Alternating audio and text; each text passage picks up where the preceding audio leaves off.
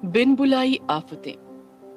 ध्रुव बाहर तारा और विकी के लिए इंतजार कर ही रहा था कि कुछ ही देर में उसे सब बाहर निकलते दिखाई दिए।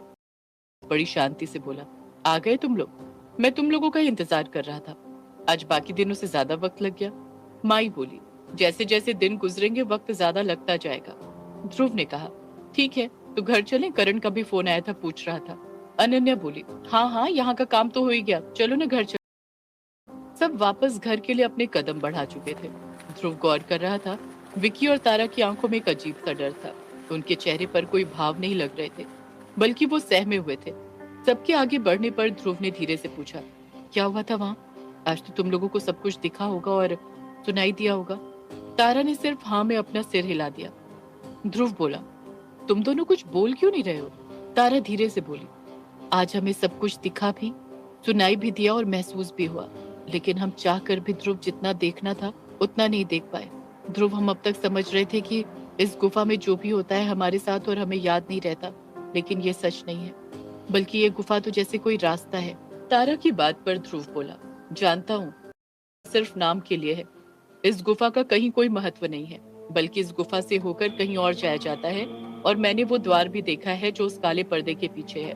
उस काले पर्दे के पीछे कोई मूर्ति या कोई और चीज नहीं, बल्कि एक बड़ा सा द्वार है। ध्रुव की बात पर विकी और तारा हैरानी से एक दूसरे को देखने लगे। विकी ने कहा, क्या बात कर रहा है? ध्रुव ने कहा, हाँ तो क्या तुम्हें आज भी पता नहीं चला? तारा ने कहा, नहीं, दरअसल जब हमें गुफा में बिठाया गया तो मैंने देखा वहां सब कुछ नॉर्मल था, और उसके बाद माई को शक ना हो इसलिए मैंने अपनी आंखों को बंद कर लिया। और जब थोड़ी देर बाद मैंने अपनी आंखें खोली तो मैं गुफा में थी ही नहीं, हम कहीं और थे, जहाँ बहुत ठंड थी। चारों तरफ बर्फ ही बर्फ लग रहा था और कुछ रस्सी जैसा था, लेकिन रस्सी नहीं थी। ऐसा लग रहा था कोई सांप है, कोई जीव हमारे ऊपर रेंग रहा था, हमारे इर्द गिर्द घूम रहा था, और ऊपर बहुत सारे पक्षी फड़फड़ा रहे थे।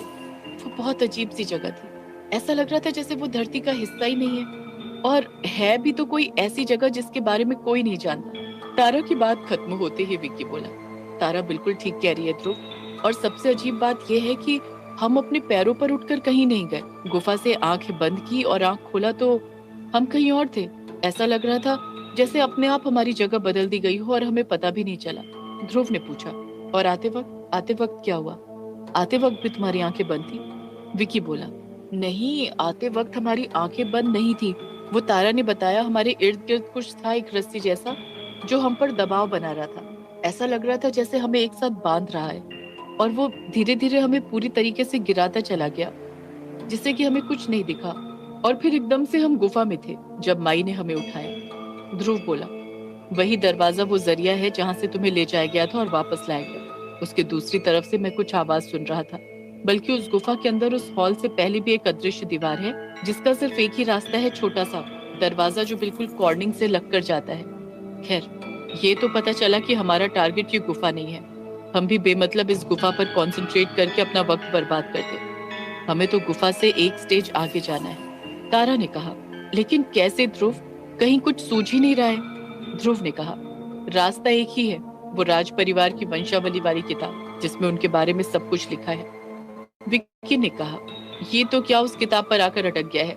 ध्रुव देख, उसमें लिखा भी होगा तो राजा महाराजा के बारे में, बाकी चीजों के बारे में लिखा गया होगा।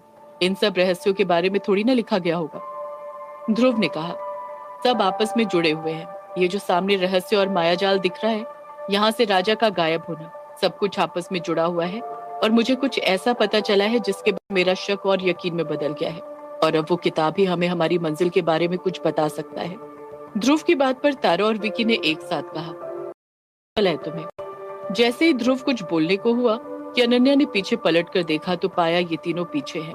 अनन्या ने आवाज लगाते हुए कहा, यार तुम लोग इतने धीरे क्यों चल रहे हो? ऐसे तो हो चुका, हम घर ही पहुंचेंगे कल, थोड़ी स्पीड बढ़ाओ ना। और तुम क्या बातें कर रहे हो? तब तक ये तीनों चलते हुए अनन्या के पास पहुंच चुके थे। विक्की बोला, कुछ नहीं, हम आज के पिकनिक के बारे में बातें कर रहे हैं। अनन्या बोली, मेरे बिना? कम से कम मुझे तो शामिल कर लो अपनी कन्वर्सेशन में, मैं भी चल रही हूँ तुम लोगों के साथ। अनन्या के शामिल होने के बाद कोई और आगे बात हो ही नहीं पाई। वो लोग पिकनिक के बारे में बात करने लगे। हालांकि पिकनिक के बारे में एक्साइटेड तो सिर्फ अनन्या थी, बाकी ध्रुव, विकी और तारा का ध्यान तो कहीं और ही अटका हुआ था। और अब उन लोगों को जरा भी इंटरेस्ट नहीं था पिकनिक पर जाने में, क्योंकि अब उनके लिए पिकनिक जरूरी थी ही नहीं, बल्कि यहाँ रहकर ज्यादा से ज्यादा इन चीजों के बारे में छानबीन करना था। लेकिन अनन्या की खुशी के लिए और करण ने सब कुछ प्लान कर लिया था। एन मौके पर मना भी नहीं किया जा सकता था। और कहीं ना कहीं ध्रुव को पूजा के लिए भी फिक्र हो रही थी और वो चाहता था कि वो पूजा के लिए कुछ करे। घर पहुंचकर सबने फटाफट हाथ मुंह धोया और हल्का फुल्का खाना खाकर पिकनिक के लिए तैयार हो गए। माई ने साफ इंस्ट्रक्शंस दिए थे कि कल किसी भी पूजा से पहले वो लोग यहाँ पहुंच जाएं।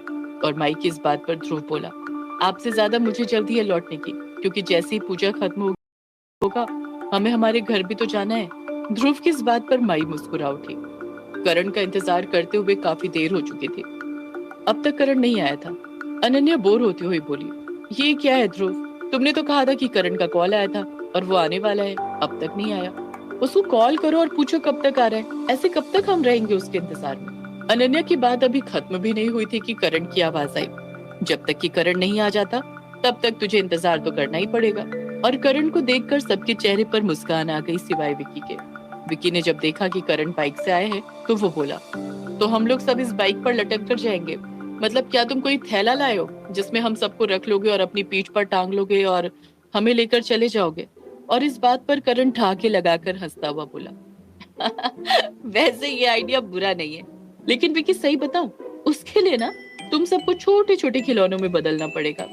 लेकिन करण के इस मजाक पर विकी के चेहरे पर कोई प्रतिक्रिया नहीं आई और करण ने कहा, ओके गाइस, तो बात यह है कि मेरी जो बड़ी गाड़ी थी वो अचानक खराब हो गई है और छोटी वाली कार में सिर्फ 5 लोग जा सकते हैं और हम 6 लोग हैं, इसलिए मुझे बाइक लेकर आना पड़ा। तुम सब गाड़ी से चले जाना और मैं बाइक से आगे चलूंगा और फिर तुम लोग मुझे फॉलो कर लेना। ध्रुव ने कहा, हाँ कोई बात नहीं, तो एक काम करो ना, तुम और पूजा बाइक से चले जाओ और हम लोग बाकी सब कार से आ जाएंगे, क्यों? इस बात पर विकी बोला, हाँ बिल्कुल, हमें कोई दिक्कत नहीं है। फिर अपने मन में बोला, वैसे भी मुझे इन दोनों की शक्ल से प्रॉब्लम है, तो मैं दोनों में से किसी एक के साथ कैसे जा सकता हूँ? तब तक पूजा भी कार ड्राइव करके वहां पहुंच चुकी थी और बोली, तो चलें? अनन्या ने कहा, कहाँ चले? तुम तो करण के साथ जा रही हो बाइक से, हम लोग सब गाड़ी से आ जाएंगे। अनन्या की बात पर करण हंसता हुआ बोला, पूजा और बाइक?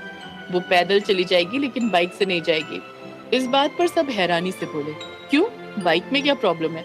करण ने कहा, पूजा को बाइक से बहुत डर लगता है, शायद बचपन में कभी ये बाइक से गिरी थी, उसके बाद से उसके मन में ये डर बैठ गया है, तो ये बाइक से नहीं जा सकती, इसीलिए मैंने बोला है तुम सब गाड़ी से चलो, मैं बाइक से आता हूँ। ये सुनकर विकी बोला, मैं कार से नहीं जाऊंगा।